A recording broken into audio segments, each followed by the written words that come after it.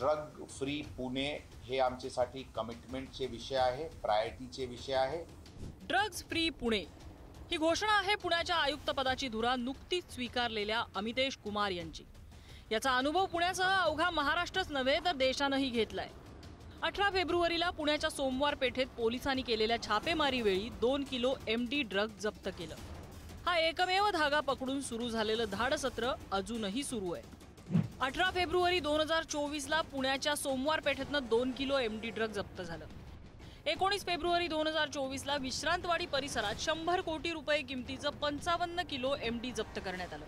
20 February 2024 ला कुरकुम MIDCत औषध निर्मितीच्या कारखान्यातून 1100 कोटी रुपयांचं ड्रग जप्त झालं। त्याच दिवशी भारताची राजधानी दिल्लीत 2 ठिकाणी धाडी टाकत पुणे पोलिसांनी सुमारे 900 कोटींचं ड्रग जप्त केलं आणि 5 जणांना ताब्यात घेतलं। 21 फेब्रुवारी 2024 ला सांगलीच्या कुपवाड परिसरातल्या स्वामीमाळा परिसरात पुणे पोलिसांनी कारवाई करत कोट्यवधींचं ड्रग्ज ताब्यात घेतलंय। ड्रग फ्री पुणे हे आमच्यासाठी कमिटमेंटचे विषय आहे, प्रायोरिटीचे विषय आहे।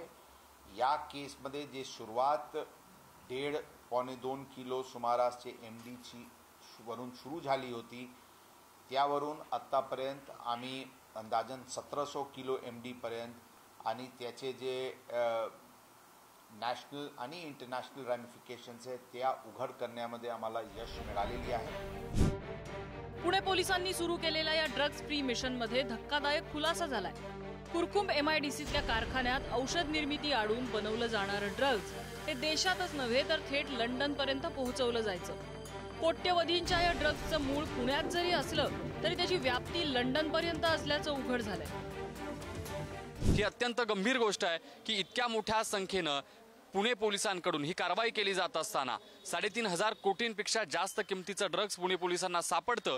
पण या पूर्वीच्या काळात किती मोठ्या प्रमाणात ड्रग्ज बनवलं गेलं, ते कुठे विकलं गेलं, याचे मुख्य सूत्रधार कोण आहेत याचा पुणे पोलिसांना शोध घ्यावा लागणार आहे। ललित पाटील ड्रग्ज प्रकरणामुळे पुणे पोलिसांच्या वर्दीवर डाग लागल्याचं बोललं जात होतं।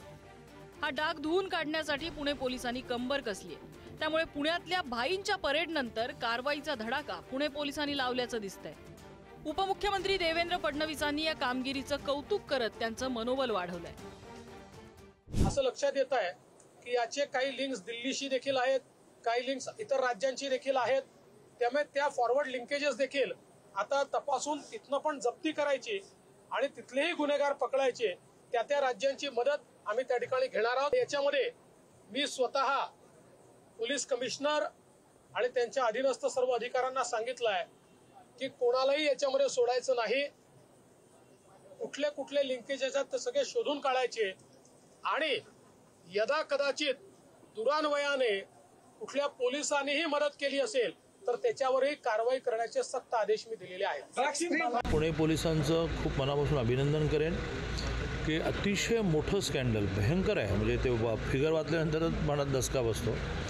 तर ते अतिशय मोठं स्कॅन्डल त्यांनी शोधलं, ज्याला त्या परिभाषेमध्ये क्रॅक करणं म्हणतात। एवढा मोठा स्कॅम त्यांनी क्रॅक केला, त्याबद्दल मी पुणे पोलिसांचं मनापासून अभिनंदन करतो। वडेट्टीवार विपक्ष के नेता है और वो जब मंत्री थे तो मैंने अभी पहले कहा कि उनके पार्टी की सरकार थी, तब ललित पाटिल को अरेस्ट किया तो पुलिस कस्टडी भी नहीं लिया था।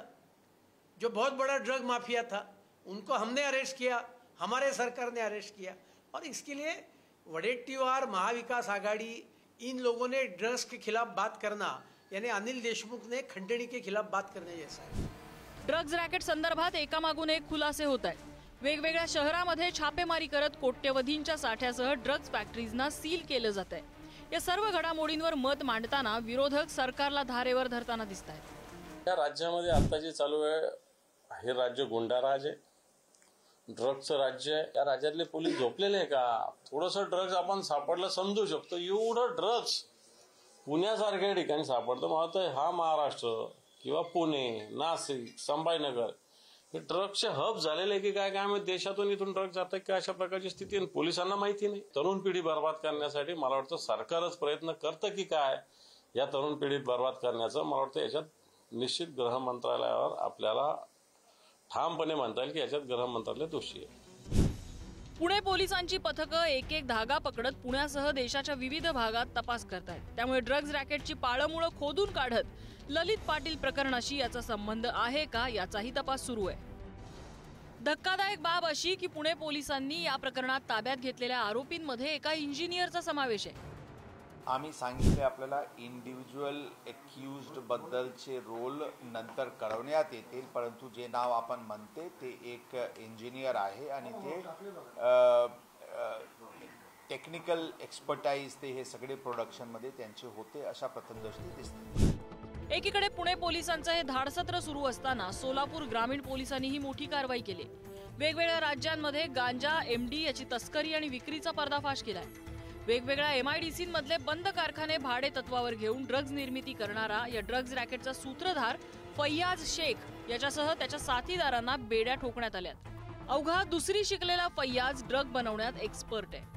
हा आरोपी जो आहे हा आरोपी एक मोठी गँग चालवत होता. या गँगच्या माध्यमातून बंद पडलेले MIDCमधले कारखाने जे आहेत हे कारखाने भाड्याने घेणे आणि त्या ठिकाणी MDचे प्रोडक्शन करणे असा या गँगची कार्यपद्धती होती.